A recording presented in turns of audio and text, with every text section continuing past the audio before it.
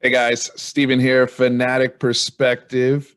So you guys know why I'm coming out with this video right now. Congratulations. First off, happy birthday to Maalik Murphy. Congratulations to Maalik Murphy. Welcome to Austin, Maalik Murphy, as he announces his commitment to the University of Texas, the fourth commit of the 2022 class. Now the signature player of Steve Sarkisian's first class here at the University of Texas.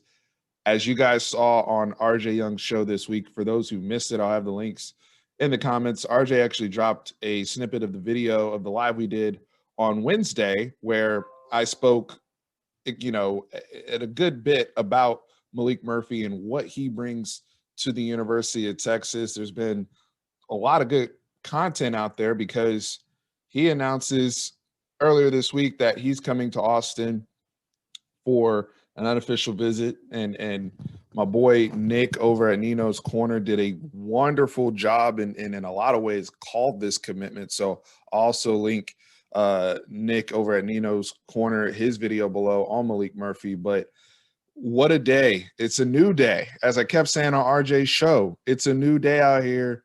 And the momentum that they've been able to gather, these super recruiters, these hunters that are on staff, tapping into California now, the brother Coleman, the brother CJ Williams, and all these guys that want to play with a guy with the presence of a Maalik Murphy as we break down his commitment. Make sure you hit that like button and show us some love on the channel. We're trying to get to 10,000 subscribers.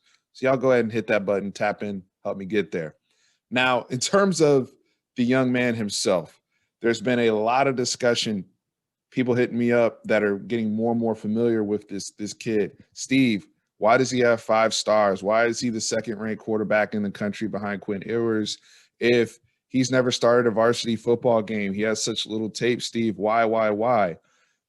First off, you must understand these evaluators, these scouts, as well as the coaches, the ones who are extending offers, they are in the projection business. They do not do evaluations. They do not rank kids based on where they currently are and how you're dominating your random high school division. Okay. They have to project size, speed, strength, weight, and how you will look at the Division I level, how you will look at the Power 5 level. And they've been doing this for many, many years. That's why when you start to look at the ratio of people who are 5 stars and 4 stars who go on to play at the NFL level and things of that sort. Now, obviously, there's cracks out there. There's only 25 to maybe 35 stars on an annual basis, and the groups, get bigger as you go down in stars. So there's always going to be a lot more 2 and 3 stars than there are 4 stars. So you got to look at the ratios of that. With that being said, California pushes football to the spring, and we don't even know if we'll see California high school football. I think there's an important decision coming up over the next couple of weeks to try to get games started by March 1st, I believe is when the decision really needs to be made.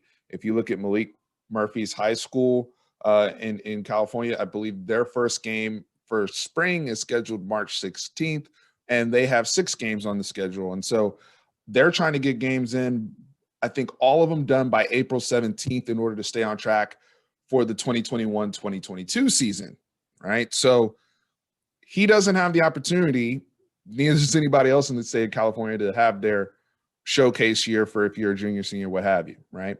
Now, when you look at why he is a 5-star, the camp circuit is huge, especially for quarterbacks. Steve Sarkisian has spoken many times about, hey, I need to see the person throw live. Why are the camps important? This is whether we have COVID or not, the evaluations that get done at these events, at these camps, behind the scenes, and this goes into the interview process of how I think I can develop this kid and how I can project this kid. All the things that happen behind the scenes are very, very critical that go into how one is evaluated. And it's not uncommon, COVID aside. For example, Hudson Card, Lake Travis. Hudson Card, I believe, had his 4-star before he officially took over as the quarterback at Lake Travis. Very similar situation. where, you know, at the time, Matthew Baldwin, who many of y'all remember, what took Lake Travis to the state championship game. Hudson Card was one of the receivers, Gary Wilson, blah, blah, blah. Matthew Baldwin gets injured in the state championship game. Hudson Card takes over. That, I believe that was his first official start at Lake Travis. Y'all can come and correct me in the comments if I'm wrong on that. But he officially took over in the fall of 2018. Hudson Card was already a 4-star and already had committed to Texas in May of 2018 before he ever officially was the guy at Lake Travis. You look at Dorian Thompson-Robinson, who many people call DTR over at UCLA, which was one of the schools that we were competing with for the services of Maalik Murphy. Dorian Thompson-Robinson over, you know, at Bishop Gorman, behind Tate Martell, didn't even get to play. He was also playing receiver, didn't get to play quarterback until his senior year. And it was crazy because he ended up finishing in the Elite 11, right? And has been having a wonderful career over at UCLA, with second team All Pac-12 last year. So they are in the projection business is my whole point about this. And when you're projecting people, you're looking at the arm talent, you're looking at their presence in the huddle and all those things. And the fact that he's having this type of pull on other elite players, not just in the state of California, but around the country, that want to come ball with Maalik, look no further than social media about this brother's presence. He's big time. And not only is he big time, but he's a big dude, and he's a very athletic guy for somebody who's a natural pocket passer. And you just see those gifts, classically trained, how he's been coached up over the years. There's videos of him on YouTube from like 10 years old in terms of his training and all the drills and scramble drills and you know, the ability. You look at Patrick Mahomes and how football is evolving at the quarterback position, some of those baseball type throws, you get that from Maalik Murphy. You get the natural big arm talent. You know, Nick was talking about comping him to Jameis Winston. I've comped him to more athletic Byron Leftwich during his time at Marshall, just in terms of his mechanics and uncanny mechanics, if you will, some of those things that have to be cleaned up. Many of the guys in the class, you know, all have things to work on. Quinn Ewers has things to work on, as we saw exploited in the state championship game against Westlake. So a lot that goes into it. But the exciting thing for Texas is this: when you have a guy that has the type of upside that he has, and you already have a Casey Thompson here, you already have a Hudson Card here, who I mentioned earlier, who was in a similar boat before his junior season. Now I have time to develop Maalik Murphy. And not only do I have time, but I have my head coach, who's a quarterback whisperer and offensive guru, to give him that time and to work with him. So by the time Maalik Murphy does take over, I'm not expecting him to be the starter year one. A lot of us are very high on both Hudson Card and Casey Thompson. So he's going to have time to come here. It's kind of an ideal situation for him, where I'm not going to ask him to come in here and compete right away, especially with the obvious weakness in his game, which is the lack of experience. So as he gets that experience, hopefully California can get some games in this spring, just so these brothers need reps, game reps.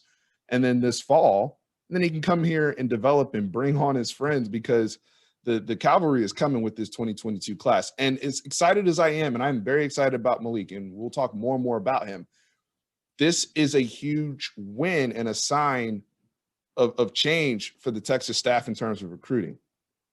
We are now in a national recruiting, you know, we're trying to do what the Alabamas and the Clemsons of the world are doing, where they're going out and poaching all over the country, leveraging contacts where guys have been before. So very, very encouraging stuff that we're seeing here. And me as a Texas fan, I'm excited.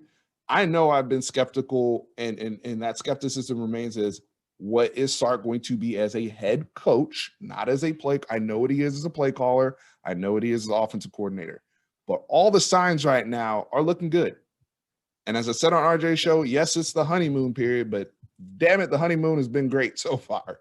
And you can't deny that. And I was wrong about some of the momentum changes that we've seen, you know, in the transition from Tom Herman, especially what we've learned. And that's good. I'm happy I'm wrong. Again, I am pro Texas. As long as we turn things around, people are doing their jobs, I'm happy. And right now, with what I'm seeing in this recruitment of Maalik Murphy and what it signals and the signs of things to come, when you start to look at some of the crystal balls and where they're leaning with certain other prospects here within the state of Texas, very, very promising, guys. So congratulations. Happy birthday again, Maalik Murphy.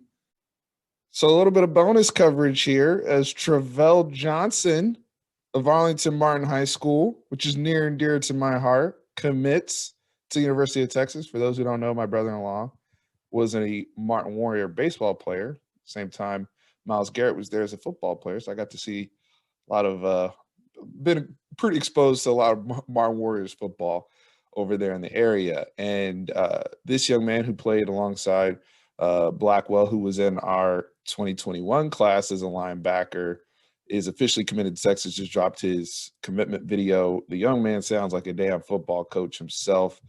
Very, very impressive demeanor, mature beyond his years, and a big get for this class, considering he plays a lot like one of our enemies and a guy that I was very complimentary of last year in Terrell Bernard of Baylor. Really reminds me of that young man, athletic, similar size. Right now he's 6'1", 200 pounds. Terrell Bernard, I think, is like listed at 6'1", 220. So playing that inside linebacking position and the instincts you look for, pursuit to the football, nose to the football, all those things jump off his tape.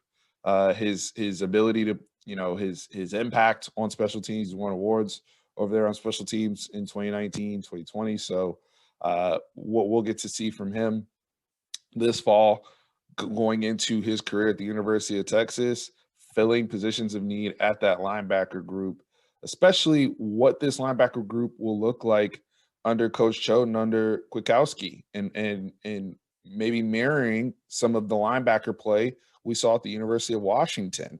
So this type of young man, we haven't had a linebacker skilled like that on the inside, that plays like a Bernard, right? In some time, probably since like Gary Johnson, I would say a couple years ago, that could just kind of run, hit, but also have the instinctive stuff behind. And that's no disrespect to Juwan Mitchell or David Bender or any of those guys, but we're just comparing skill sets here. So picking up a guy under Travell Johnson who brings that to your team is a plus. You're pairing him with a familiar face with a Blackwell that's already here that it, hopefully can learn behind a DeMarvion Overshown.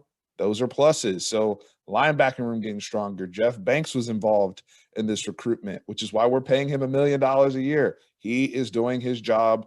They are hitting the ground running. I told y'all we got hunters out here. Guys, I'm thrilled to be able to do this again with y'all, and the fact that so many of you are rooting for my mother in prayer. Thank you. And I will continue to say that on every video because, you guys have been so supportive of that and of me and of her, more importantly, throughout this entire crazy process that my family's been going through. So can't thank y'all enough. Be back with more content later. Go check out, hit the links that I have below. Appreciate y'all. Remember, horns always up.